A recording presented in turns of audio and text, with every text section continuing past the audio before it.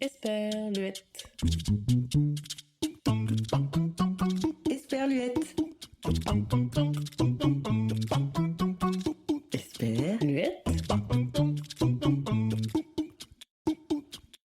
Chères auditrices et auditeurs, à période singulière, épisode particulier avec toujours cette même envie, partager uniquement du positif et vous permettre, avec différents formats, de reposer vos yeux en offrant à vos oreilles un bon moment. Pour les enfants et les plus grands, Tonton Yann vous raconte sa petite histoire à écouter sans modération. Bonne écoute! Je vais vous raconter maintenant les contes du Moyen-Âge, ou plutôt les fabliaux. Ce sont des courts récits datant du XIIIe et du XIVe siècle. Ils abordent les soucis de la vie quotidienne, ce qui les rend accessibles et très populaires. Ils exposent sans complaisance les défauts humains et tournent en ridicule ceux qui le méritent, et chacun en prend pour son compte. Celui-ci s'intitule « Les perdrix ». Un jour, un paysan découvre par le plus grand des bonheurs 2 perdrix prises dans une haie à côté de sa ferme. Elles se sont sûrement heurtées en vol et ont terminé leur course, là, raides mortes. L'homme, fier et satisfait de sa découverte, les confie à son épouse pour qu'elle puisse les cuisiner, tandis qu'il part inviter le curé se joindre à l'excellent repas dont la seule pensée lui met déjà l'eau à la bouche. Mais sa femme achève les préparatifs du festin bien avant que son mari ne soit revenu. Elle retire les perdrix de la broche, au bout de laquelle elle grille à petit feu. L'odeur savoureuse de la chair cuite lui caresse le nez. Elle détache un morceau de la peau rôtie pour goûter. Elle est de nature très gourmande, c'est là sa faiblesse. Mais la tentation est trop forte. Elle ne peut contenir davantage l'envie de mordre dans les 2 ailes d'une belle perdrix. Délicieuse. La coupable est un peu inquiète tout de même.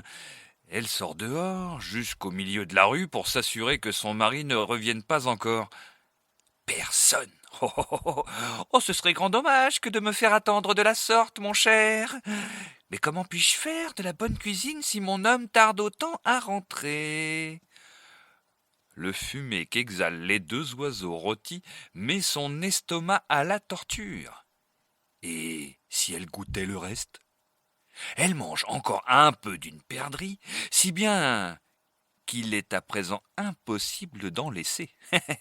Du premier volatile, il ne reste bientôt plus que la carcasse. Et le second ? Oh, et pourquoi ne pas en profiter aussi ? Elle sait bien de quelle manière elle trompera son époux, de toute manière. S'il lui demande pourquoi les 2 oiseaux ont disparu, elle pourra toujours mentir et affirmer que 2 chats sont venus ensemble à l'instant où elle les retirait de la broche. Elle a voulu se débarrasser de l'une des 2 bêtes, qui approchait de trop près, et profitant qu'elle soit ainsi occupée, l'autre compère en aura dérobé une aussi. Elle s'est tournée vers lui, et c'est alors que le premier...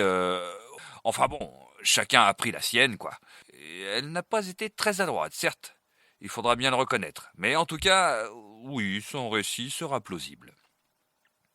Elle s'en retourne de nouveau dans la rue pour guetter la venue de son homme. Oh, toujours personne. Sa langue endure 1001 tortures dans la bouche à la pensée de la seconde perdrix toute chaude sur le plat.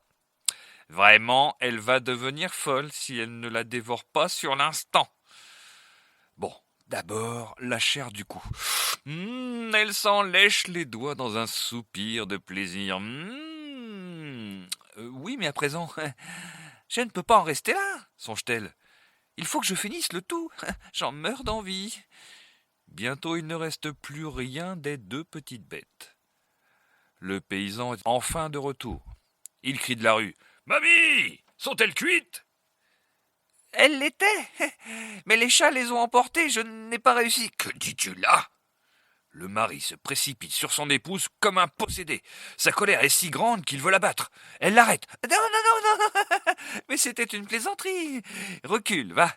Je les ai mises au chaud. Elles auront été moins bonnes tièdes. Ah, par Saint-Lazare, je me serais bien fâché si tu avais commis pareille étourderie. On va sortir la nappe blanche, puisqu'il fait beau. Et prends mon meilleur gobelet de bois. Je vais le chercher. Et toi, pendant ce temps-là, prépare ton couteau. Il a grand besoin d'être aiguisé. C'est exact, j'y vais de ce pas. Le paysan ôte sa chemise et s'approche de la meule, son couteau en main. Le curé arrive à cet instant, heureux à la seule pensée de se délecter d'une bonne perdrix. Il salue la dame, mais elle le prévient aussitôt. « Mais sire, mais fuyez au loin! Mon époux veut se venger de vous. Il prépare son couteau. Il va vous couper les oreilles. » Mais enfin, que me racontez-vous là? Il m'a dit qu'il avait 2 perdrix à partager avec moi et que nous allions profiter ensemble de leur chair délicieuse. Avez-vous cru ces paroles? Ah! Voyez-vous des perdrix ici? Ce n'est point encore le temps de la chasse, mon père. Regardez-le là-bas, à sa meule. Oh, mais c'est ma foi vrai. Je crois bien que vous dites vrai. Le curé n'attend pas. Son hôte est jaloux et violent, il le sait bien. Il s'enfuit sans demander son dû, et la femme appelle son mari. « Hé, mon mari!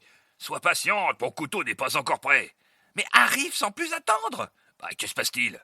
Mais tu le sauras assez tôt, tu ferais mieux de courir si tu veux tes oiseaux. Regarde, le curé s'est enfui avec les perdrix. Vois toi-même. Avec mes perdrix. » Le paysan se précipite dans la rue, son couteau en main. Il court aussi vite que ses jambes le lui permettent. Il crie au curé quand il l'aperçoit. « Vous ne les aurez pas pour vous tout seul, curé! Vous ne les mangerez pas, je m'en vais vous tailler les oreilles en pointe comme le diable !» Le prêtre ne saisit strictement rien de ce qu'il entend, mais il se retourne et constate que le forcené le poursuit avec de grands gestes. La course l'épuise, mais il accélère son pas quand même. Il court à en perdre le souffle. Le vilain, plus rapide et leste, s'approche. Le curé sent qu'il va bientôt être rattrapé. Sa soutane entrave ses mouvements, mais heureusement, il a de l'avance. Il parvient au presbytère et s'y enferme. L'autre secoue la grille. En vain. Le paysan s'en revient alors chez lui tout triste. Il interroge son épouse. « Dis-moi ce qui s'est passé. »« Eh bien, le curé est arrivé puisque tu l'avais invité. Tu connais ses faiblesses. Il n'a guère fait attention à moi. Il a voulu contempler les perdrix. Je ne pouvais pas refuser, car tu l'avais invité pour qu'il en mange une. Mais quand il les a aperçus, il s'est jeté dessus et s'est enfui avec. Elle n'était plus assez chaude pour le blesser. Tu as été absent longtemps aussi. Que faisais-tu? Je n'ai pas tardé à t'appeler quand même. »« Ah, c'est ma foi vrai, » dit le paysan. Et voilà, cette histoire vous le montre. Lorsque la faim vous prend, qu'on soit homme ou femme, le mensonge devient vérité, et la vérité devient mensonge. Pas besoin d'en dire davantage. J'ai fini là le récit pour aujourd'hui.